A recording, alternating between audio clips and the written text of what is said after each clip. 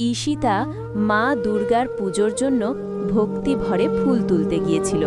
সে নিষ্ঠার সাথে এক ঝুড়ি ফুল সংগ্রহ করে, কিন্তু দুর্ভাগ্যবশত ফুল নিয়ে ফেরার পথে হঠাৎ করে প্রচণ্ড ঝড় ও বৃষ্টি শুরু হয়।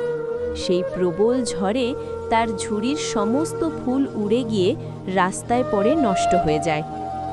মন খারাপ করে ঈশিতা কাঁদতে কাঁদতে বাড়ি ফিরে আসে। সে মা দুর্গার সামনে দুই হাত জোড় করে প্রার্থনা করে এবং কাঁদতে কাঁদতে বলে যে সে মায়ের জন্য একটি ফুলের মালাও তৈরি করতে পারল না। ঈশিতার এই অকৃত্রিম ভক্তি দেখে মা দুর্গা অত্যন্ত সন্তুষ্ট হন। সেই মুহূর্তেই দেবী দুর্গা স্বয়ং ঈশিতার সামনে আবির্ভূত হন। মা তাকে আশীর্বাদস্বরূপ এক ঝুড়ি টাটকা ফুল এবং এক কলস সোনার মুদ্রা প্রদান করেন। এভাবেই ঈশিতা তার ভক্তির ফলস্বরূপ মা দুর্গার সাক্ষাৎ ও আশীর্বাদ লাভ করে।